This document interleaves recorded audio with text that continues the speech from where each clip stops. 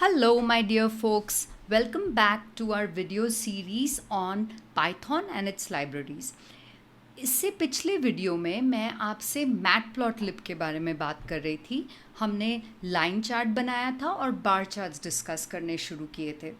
तो आपको याद दिला दूं, हमने अपने सुपर स्टोर के डेटा को लेके एक सब कैटेगरी वर्सेस सेल्स का बार चार्ट बनाया था, इस तरह का ग्रीन कलर में.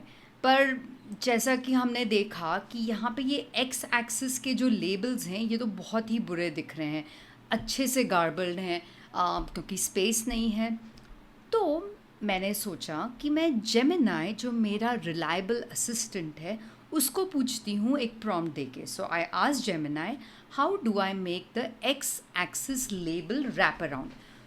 सो जेमिनाई ने मुझे बताया कि unfortunately there is no text wrap around, but I can change the orientation of the label using this command, plot.xtext, and how much I want to rotate it by.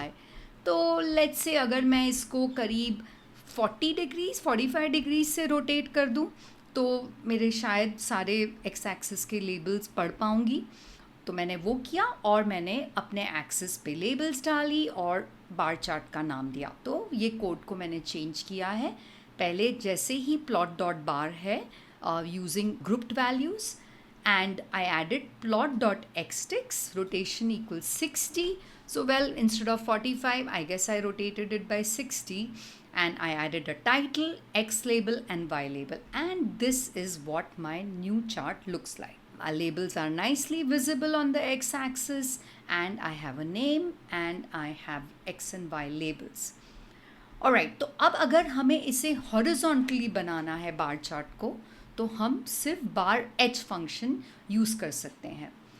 पर अगर हमें stack chart बनाना हो, let's say कि हमें stack chart बनाना है of sales by product category with the sub category details. तो हमारे डेटा में मेन प्रोडक्ट कैटेगरी है, उसके अंडर ये सब कैटेगरी थी जो एक्सेसरीज, अप्लायंसेस, आर्ट एक्सेट्रा थी. उसके लिए हमें हमारा ग्रुप बाय डेटा चेंज करना पड़ेगा. We will need to group by both category and subcategory, and unfortunately there is no easy way to do stack charts in matplotlib. So Gemini suggested using the plot function of pandas instead with the stack parameter set to true. Why don't we just ask Gemini directly, and I will show you what my prompt looks like. So I asked Gemini, how do I make a stack chart in matplotlib? So it says, while pandas plot stacked equals true is a convenient way to create stacked bar charts, you can also create them directly using matplot's plot.bar function. अब ये जो matplot का plot.bar function है, ये use करना stack chart के लिए काफ़ी कॉम्प्लिकेटेड है. It involves plotting the bars for each category segment on top of the other and using the bottom parameter and so on. ये आप देख रहे हो कि इसने यहाँ पे कोड ऐड करने की कोशिश की है उसके लिए, जो काफ़ी लंबी चौड़ी कोड है. तो मैं इसको कैंसिल कर देती हूँ और मैं बोलती हूँ कि how do I make a stack chart using pandas plot function. So इसने मुझे सजेस्ट किया था कि अनस्टैक यूज़ करना है. जैसे मैंने यहाँ पे ग्रुप बाय में कैटेगरी सब कैटेगरी दिया. I am grouping it by two things now, category and सब कैटेगरी. पहले सिर्फ सब कैटेगरी से कर रही थी और सेल्स के कॉलम को सम किया, पर इसने मुझे ये अनस्टैक फंक्शन यूज़ करने को बोला.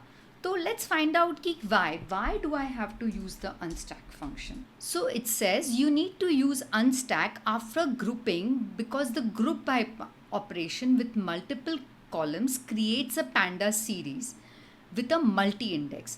In this case, the index has two levels, category and subcategory. The unstack function is used to pivot a level of index to become columns. When you unstack, it takes the subcategory level from the index and turns the unique subcategories into columns. The category level remains as the index.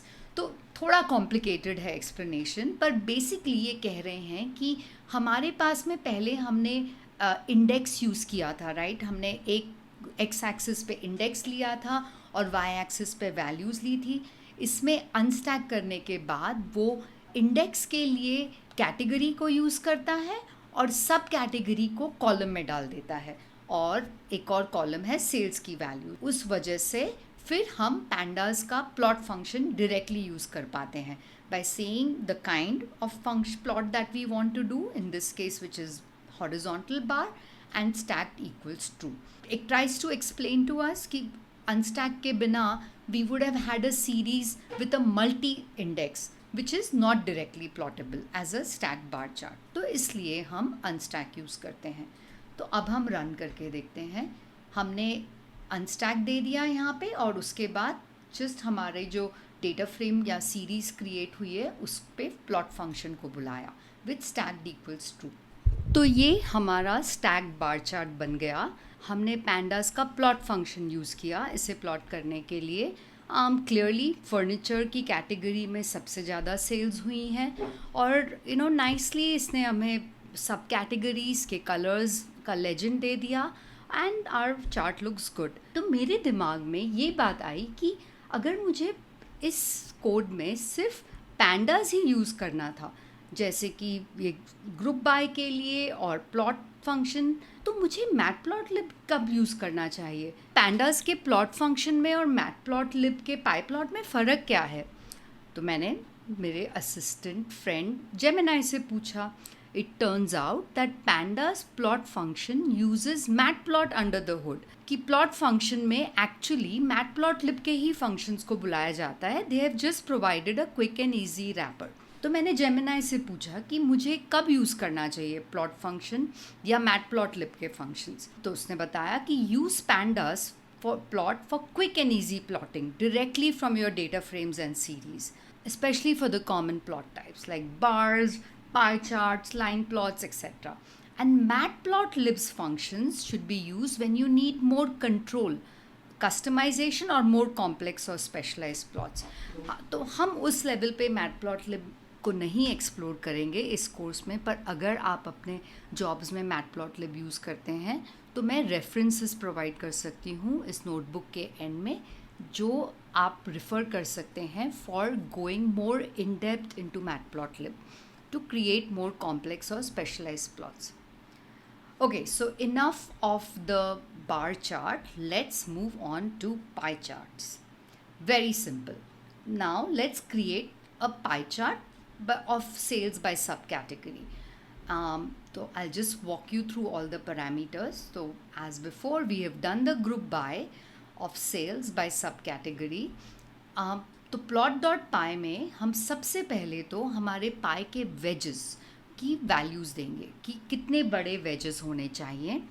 फिर उन हर veg का एक label होगा जो हम ये index, याद है जो सब कैटेगरी की वैल्यूज़ हैं इंडेक्स में, उससे लेबल प्रोवाइड करेंगे। रोटेट लेबल्स और टेक्स्ट प्रॉप्स, ये जो दो वेरिएबल्स हैं ये सिर्फ फॉर्मेटिंग के लिए हैं ताकि हमारी टेक्स्ट ओवरलैप कम हो, और auto percent is actually trying to print the percentage value in each wedge, and ये सिंटैक्स दिखाता है कि हमें क्या फॉर्मेट में वो नंबर चाहिए, percentage value with up to 1 decimal point only. Let's run this, and what we see is this pie chart. So I know it has lots of options because हमने सब कैटेगरी से plot किया है। छोटे छोटे pies हैं basically, पर clearly हमारी सब कैटेगरीज़ में बुक केसेस सबसे हाईएस्ट वैल्यू है। यहाँ जो ये जरा सा गाबल्ड है आउटपुट, लेबल्स और पेपर ओवरलैप हो रहा है, अनफॉर्चुनेटली मुझे कोई तरीका नहीं समझ में आया, क्योंकि ये वेज इतना छोटा है कि इतनी फॉन्ट साइज़ कम करके भी ये ओवरलैप हो रहा है। तो I am going to just live with it, but that is all about pie charts. Very very simple. Of course, if we were to plot by category, we would have only 3 pies over here in our pie chart, and the values will be much higher. So I think I'm going to stop right here for Matplotlib. इसके अगले video में मैं आपको scatter plots के बारे में बताऊंगी और हम अपने बनाए हुए प्लॉट्स को सेव कैसे कर सकते हैं। Talk to you soon.